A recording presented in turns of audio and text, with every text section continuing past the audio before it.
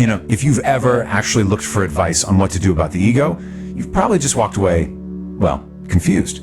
We're told to destroy it, to ignore it, to embrace it. It's a total mess. So in this explainer, we're going to cut through all that noise and offer a really clear, powerful new way to understand this, well, fundamental part of you. So let's just get right to it. The big question that seems to have 1,000 different answers. What in the world is the ego that everyone's always talking about? So on one side, you hear this a lot. It's a pretty aggressive take, right? It basically frames the ego as this enemy inside your head, something that needs to be fought, defeated, and just completely wiped out.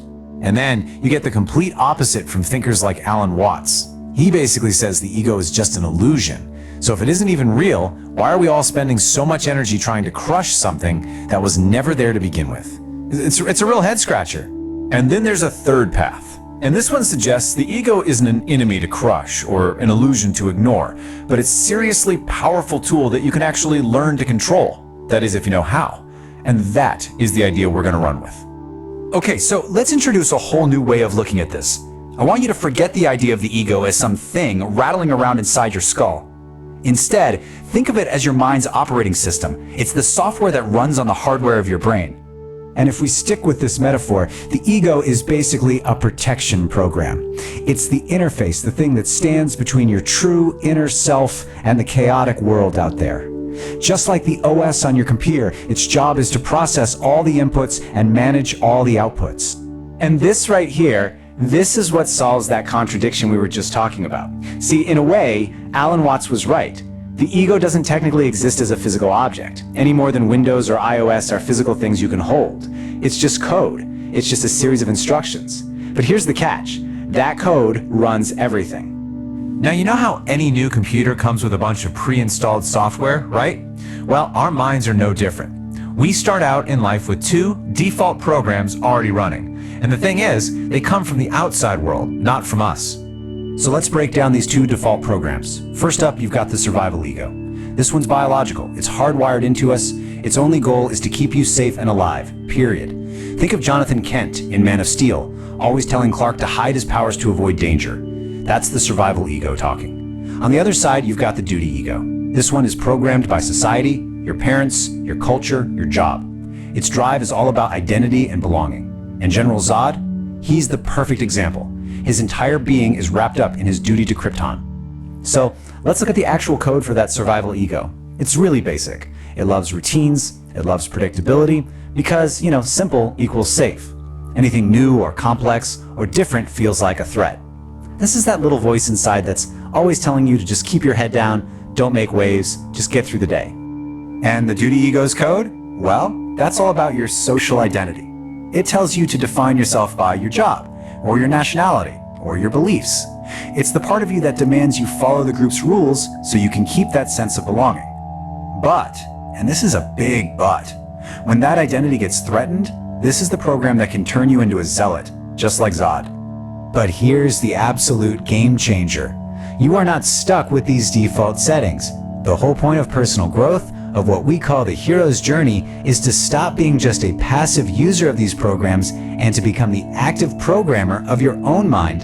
And let's be super clear here. This is not about crushing or deleting your survival and duty egos. They have their uses, right? The real goal is to write your own internal, authentic ego, to build a master program that takes charge and puts those default programs in their proper place. You want to see a perfect example of this in action? Take Thor. In his first movie, he's totally one-dimensional. He's the warrior archetype. That is his duty ego 100%. But then he fails, he gets exiled, and his whole system crashes. It forces a total reboot of his identity. That's when he starts integrating new code from the people around him. Banner's intellect, Valkyrie's grit, Loki's cunning. And what's the result? He becomes the flexible, resilient, multi-dimensional hero we see in Ragnarok. That right there is ego building. And that's really the ultimate goal here. It's to move beyond a single rigid identity that was programmed into you by biology or society, and to start integrating all these different aspects of yourself into a complex, authentic whole. Okay, so this is all really interesting, but why is it so important right now? Well, because programming your own ego is literally how you build an internal firewall to survive the absolute chaos of the modern world. Just think about it. Every single day, we are bombarded with an absolutely insane amount of information, opinions, and emotional triggers. It's like a constant digital assault on our senses and our minds. So if you're only running on those default programs, you have no firewall. None. All that information just rushes in, completely unfiltered. And that leads to constant anxiety, fear, and this feeling of being under attack.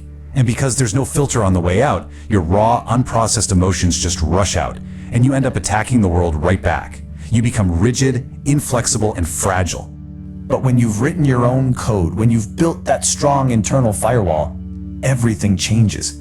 You can actually filter information, deciding what to let in and what to just discard. You can process your emotions before you react. This is what builds genuine resilience and flexibility, and it's what allows you to show up as your authentic self in the world. And that brings us to maybe the most important takeaway of all. This isn't just some fluffy, feel-good self-help exercise. In an age of information overload and constant change, learning to program your own mind, to build your own strong ego, is a fundamental survival skill for the 21st century. Which really leaves us all with one final question to think about. When you really look at your thoughts, your reactions, your identity, whose code is actually running your life? Is it theirs? Or is it yours?